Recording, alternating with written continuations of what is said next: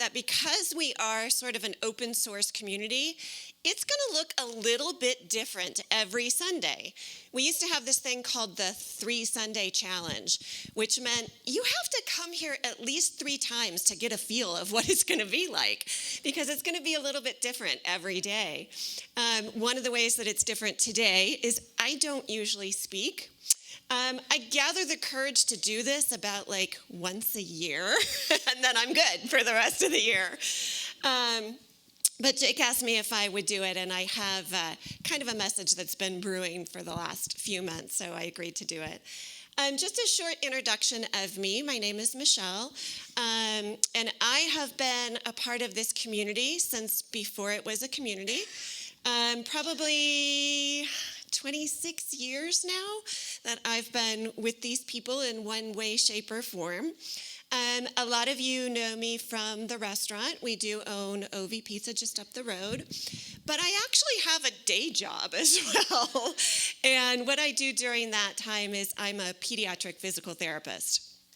I've been doing that for about 30 years now. And I remember when I first started, I started at a children's hospital outside of New York City called Blythedale Children's Hospital. And it's just a massive, massive children's rehab hospital, and that was my first job. And they have a great training department where they, put you with a mentor that's been doing this for a while. And my mentor introduced herself and said, she had been doing this for 30 years. And I remember thinking, oh, good grief. How does anyone do anything for 30 years? It just seemed like an eternity to me at the time. And now here we are at my 30th anniversary of doing this. So the answer is it just happens one day at a time. Throughout my career, I've worked in various places, but for the last quite a few years, I work at a preschool. And it is a special needs preschool through the Sunnyside School District. A couple of my colleagues are here, so I feel like I'm preaching to the choir a little bit. You may hear a couple of snaps in the back, if we get really good with the points on the preschool. And I provide physical therapy services to children that have special needs while they're in the preschool program. And over the years, I've realized that a lot of people don't even really realize that this work is going on. And so I wanted to do just a really brief overview of the services that are available to children with special needs here in Arizona. The youngest children, from birth really until they turn 3 years old, if they qualify, can receive services through the state of Arizona through the Arizona Early Intervention Program. And that is largely where service providers come into the homes and they provide services to the families free of charge to them. They have developmental specialists, they have occupational therapists, speech therapists, physical therapists that come into the home and provide those services. And then when children turn 5, they go usually to a public school.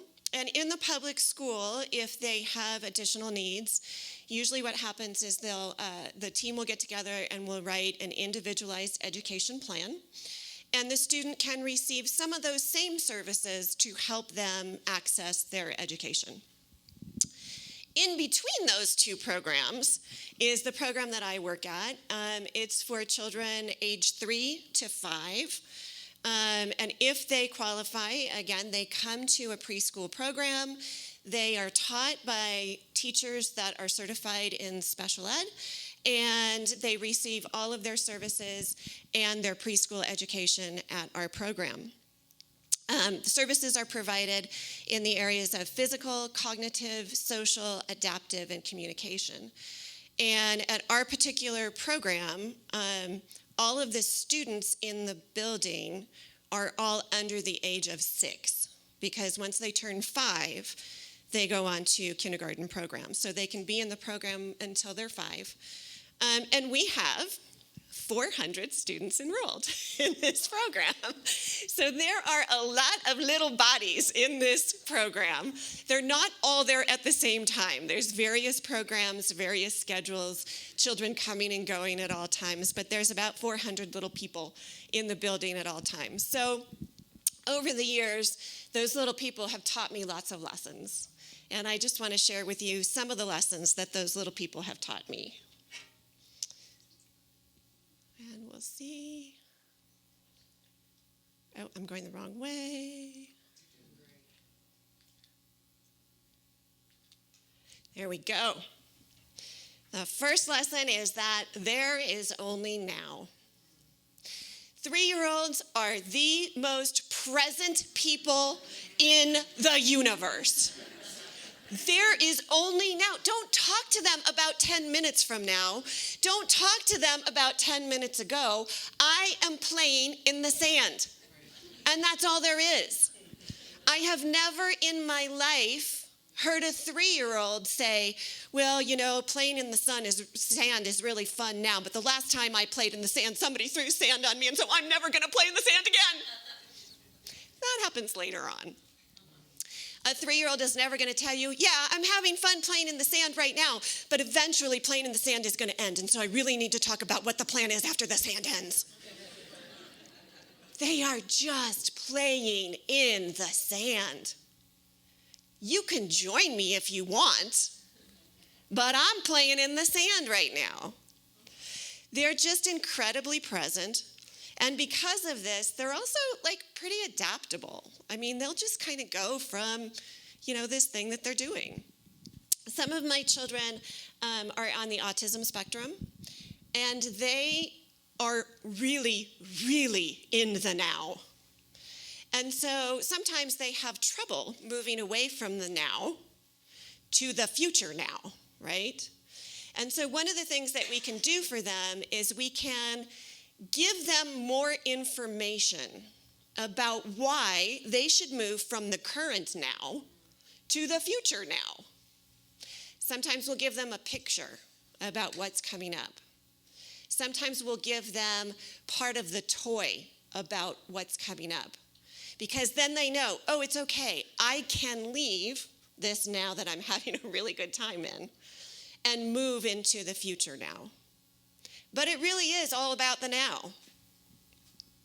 They are just fully immersed in what they're doing. Second lesson is you are accepted. 3-year-olds are fantastic creatures. I have never, there's a lot of differences in these children, right? They look a little bit different. They have different abilities. Some of them, honestly, are missing limbs. Some of them are missing digits. They look a little bit different with facial features. The 3-year-olds never ask questions. They just don't. They don't notice that there is a difference between them and this other friend. They just want to go play in the sand. And it's interesting because there's a shift from 3 to 6. By the time they turn 6, they're beginning to notice some of these differences, right? And so it's really critical how we handle the language around these differences.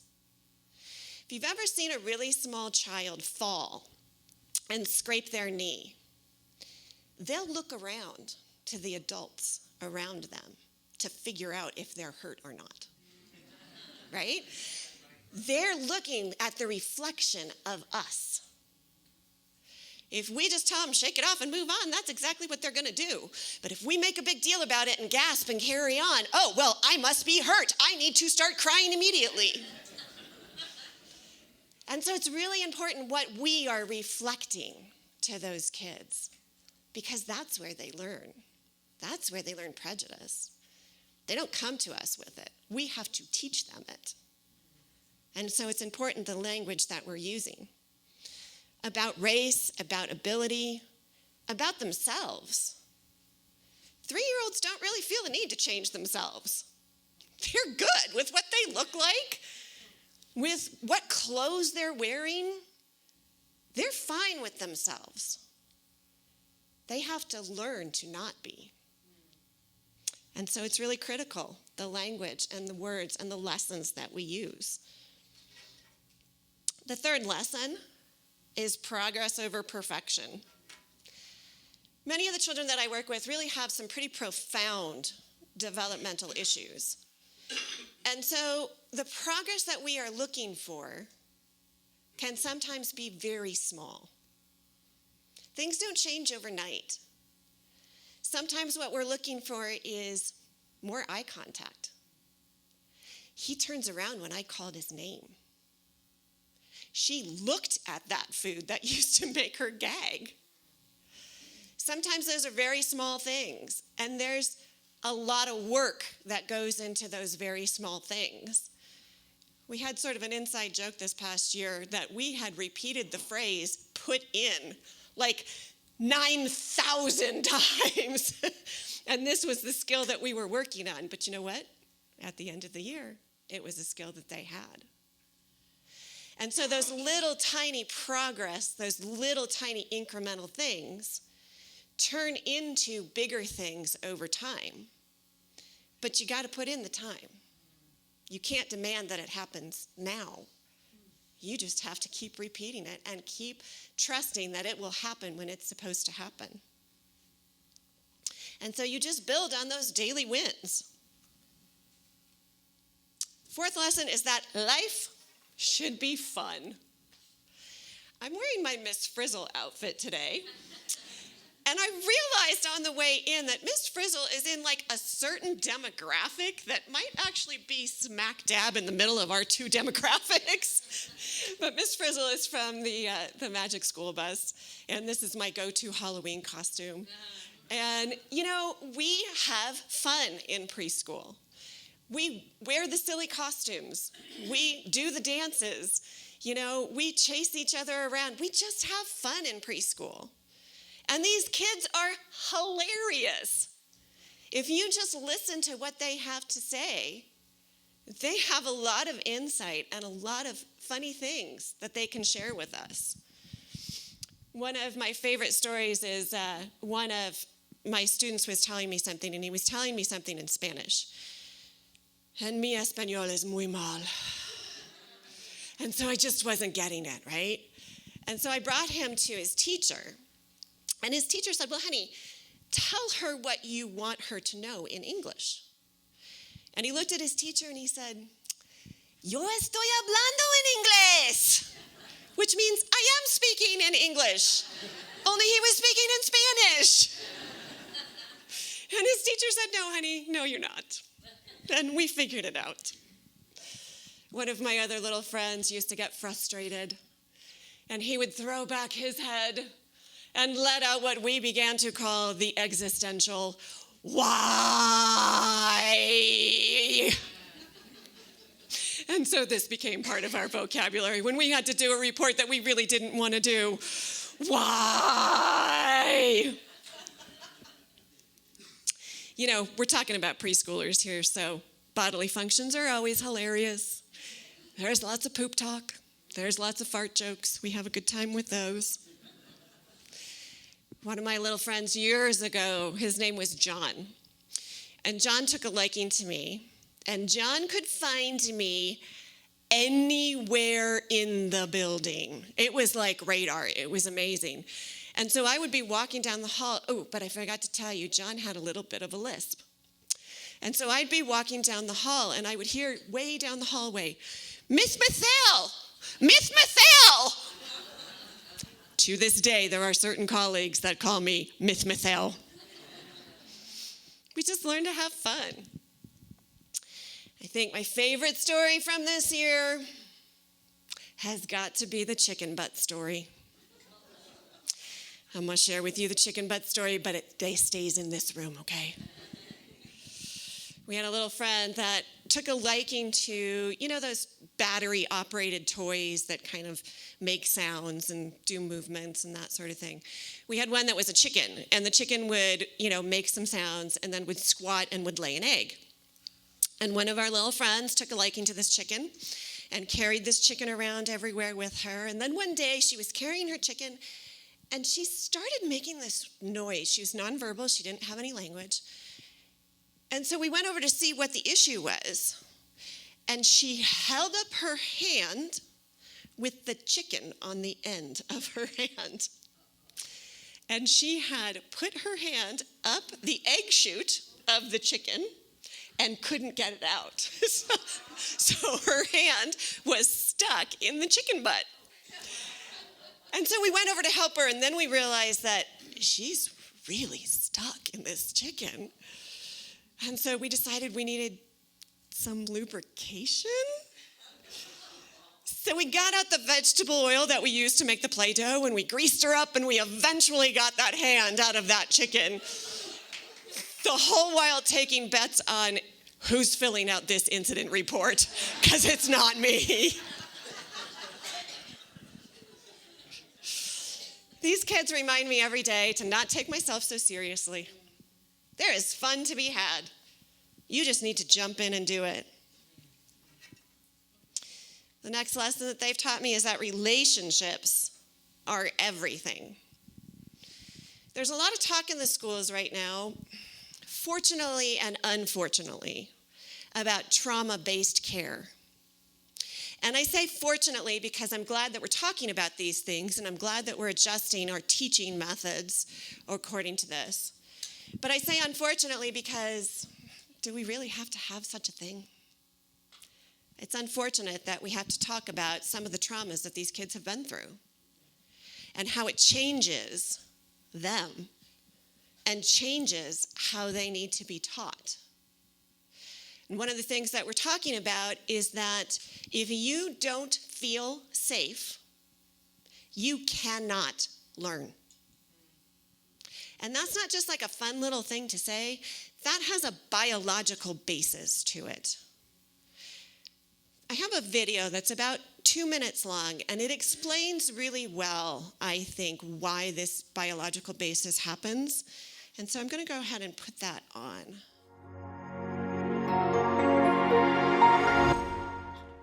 The more you understand how your brain works, the more control you have over your thoughts and emotions.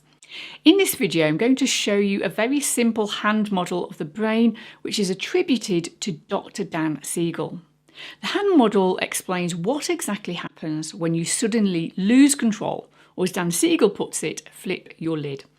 If you put your thumb in the middle of your palm and then curl your fingers over the top, you have a hand model of the brain. Your face is the front of the knuckles, the back of your head is the back of your hand, and your wrist represents your spinal cord. If you lift up your fingers and raise your thumb, you arrive at the first part of the nervous system called the reptilian brain. If you put your thumb over the top, this is a limbic area, most notably the amygdala, which is involved in your emotional and behavioural response, especially when it comes to survival, reproduction, caring for young, and the fight, flight or freeze response.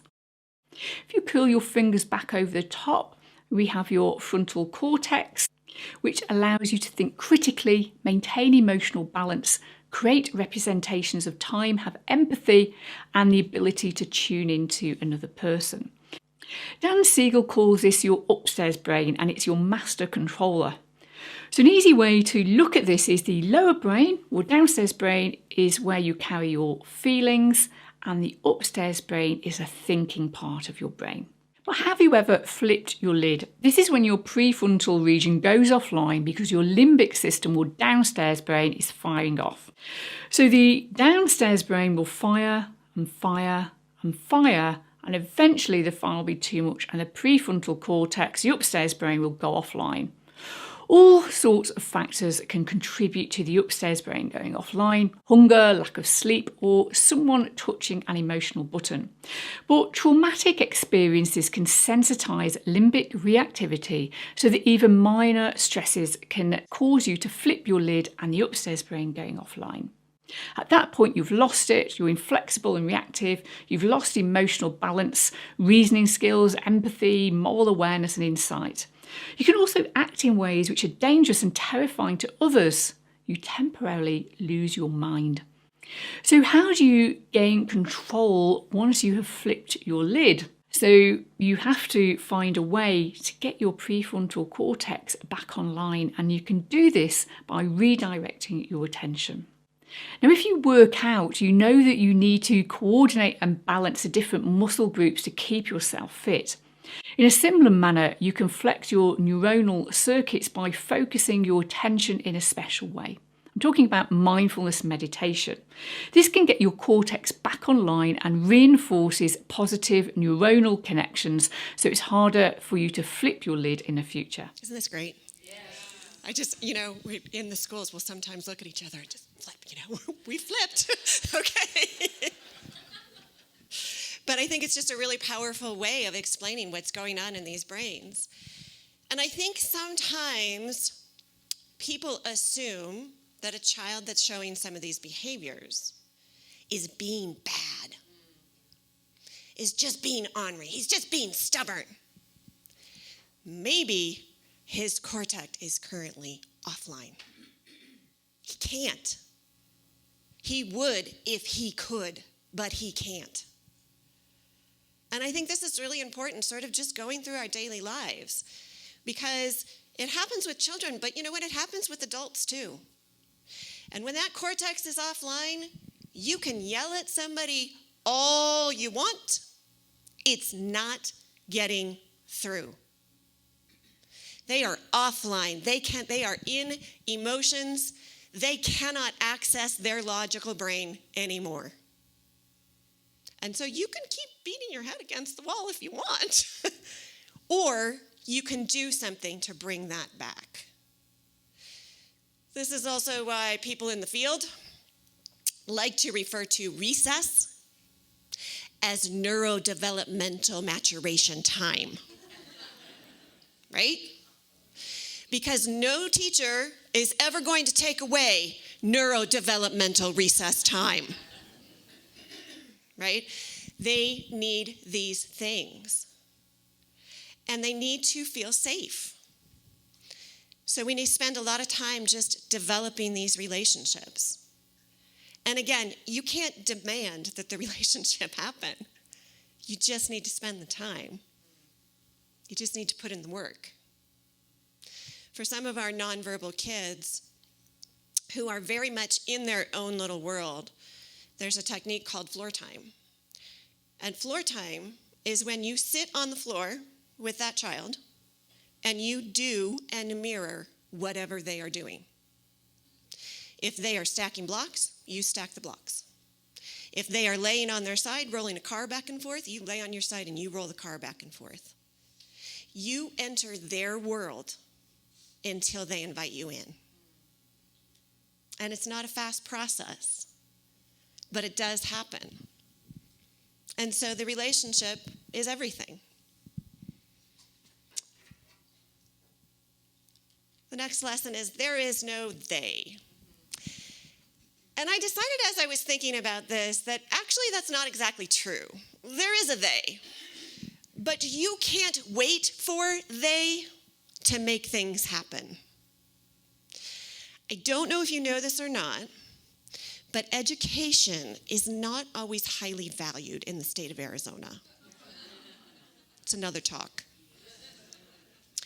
Special education is not always really valued in the state of Arizona. And I'm not going to lie, this is an expensive proposition, right? It takes a lot of staff to do this work. Because you can't put 30 of these children in a room with one teacher. Well, you can, but it's really a bad idea. Again, a different talk. It's intensive, right? It's staff intensive. It's resource intensive. And so you can easily find yourself saying, well, they really need to do something about class size. Well, they really need to increase funding. Well, they really need to give us better resources. And all of that is true. The problem is the children are here today. And you can't wait for they to change the policies before we make something happen. And so this staff is like the MacGyver of the teaching world, right? Dumpster diving is highly accepted. Do not throw away that box. That's a really good box. Donations from various and sundry places. Yep, we'll take them. Because while we're waiting and also advocating for change from the they, we need to make it happen. We can't wait for they. And I think there's some implications just in the world in general with this. and certainly with a place like Aldea. There are absolutely things that we'd like to do, but it's us that needs to make it happen. And so if there is something that you are passionate about, there is something that you really want to see happen here, I am hereby giving you the power and the permission to make it happen. That's how things happen, is you find something that you're passionate about and you figure out a way to make it happen. And here's the thing, if there's something that you're really passionate about, there's a good chance that somebody else is too. And your passion can invite them in and bring them with you. And so I give you the power to make it happen. Make this place what you want it to be. The last lesson is that everyone can and should be included. We spend a lot of time at the school making adaptations, making things work for certain kids. And I actually just in the last year learned about a thing called the curb cut effect. And the curb cut effect is that once upon a time we decided that it would be a great idea to have cuts in the curbs so that wheelchairs could use the sidewalks. And so they went ahead and they made some curb cuts, I think it was in the UK originally, for wheelchairs. But then they noticed that it turned out to be really great for other people too. It turned out to be really great for strollers and for people, just getting up and down the curb, that if it was difficult for them. The curb cut effect describes how addressing disadvantages or exclusions experienced by one group of people creates an environment that enables everyone to participate and contribute fully. The concept was coined by Angela Glover Blackwell and alludes to how sidewalk ramps installed to make communities more accessible to wheelchair users became universal because of the improved safety and ease of movement for all people. Curb cuts benefited not only people in wheelchairs, but also people pushing strollers or carts, wheeled luggage, riding bicycles, and even running or walking. They didn't make these cuts for all those other people. They made the cuts for the people in the wheelchair. But everyone benefited from them. And it wasn't until after they made the change that it occurred to them that this is good for all people. And so by including everyone, there were actually benefits for everyone. And the same is true with these children. When we include all children, all people, we learn that while we may not look the same on the outside, we want similar things on the inside. We want love, we want friends, we want joy. These are universal themes. And again, one of the reasons why I work with children is I think it's so important, the message that is in their head so early on. I used to be the children's director here at Aldea, and that's why I did that. Because if you talk to some children, they'll tell you certain things, and they don't even know why they believe the thing that they believe. And the answer is because somebody planted that seed years and years ago. And so I believe it's really important, the seed that we plant, to teach children to include everyone. Because those children grow into adults who just have a sense that this is what I should do. They may not remember where that came from. They may not remember who told them that. But they will know internally that this is the right thing to do. And so that's why it's so important to include everyone. I'm going to show just a short little video. And I want you to kind of just look at what's going on in this video.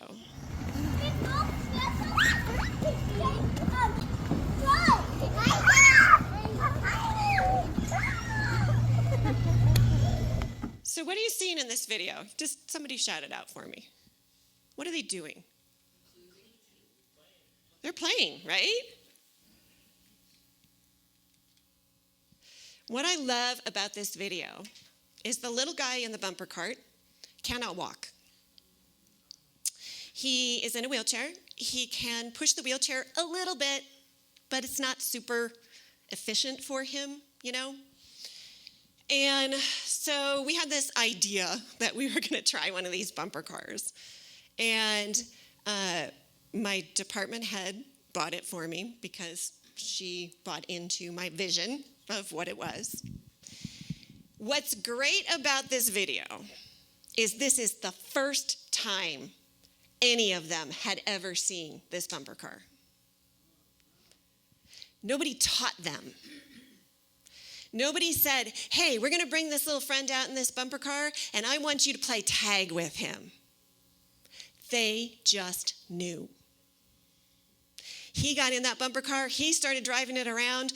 They started chasing him. He started chasing them. They had the best time ever, and nobody had to tell them what to do. The great thing about children is that their default is to include. And so we just need to keep fostering that. Then I started thinking about connections with Jesus and with the Bible. And I got really excited and I called Jake and I said, hey, Jake, guess what? And he said, what? And I said, Jesus was an inclusion specialist. And he said, what? And I said, no, Jesus was like an inclusion specialist, right? And I got really excited about it because this is speaking my language, right? Jesus was trying to get the content through. And they weren't getting it, right? And so he didn't just keep repeating the same content over and over again. He adapted the content. He changed the wording. He put it in story format. He said, okay, you're still not getting it. Let's try it again this way. Jesus was an inclusion specialist. There's my snaps from the back, right? I started looking up verses, and there are over 100 verses in the Bible about inclusion. And I don't need to read all of them to you, but I'll kind of go through a couple of them. Love one another just as I have loved you. We all know the Corinthians, right? You need to do things from a perspective of love. There's a quote from Christianity Today, and it actually is encouraging to me that it was in Christianity Today. And it says, God knows something that we don't know. Hey, shocker. The difference is that we look down upon in others are a reminder of how outrageously intentional, creative, beautiful, open-handed, and open-hearted our God is. Sameness is not a virtue in God's economy. On the contrary, sameness actually limits our ability to see and appreciate the full beauty of the diverse mosaic that is God's creation. So perhaps the people, the children that look or act different are not broken. Perhaps they are the intentional, creative, beautiful design of God. Perhaps they can teach us that there is only now. You are accepted. We should strive for progress over perfection. Life should be fun. There is no they, there is only us. And everyone should be included.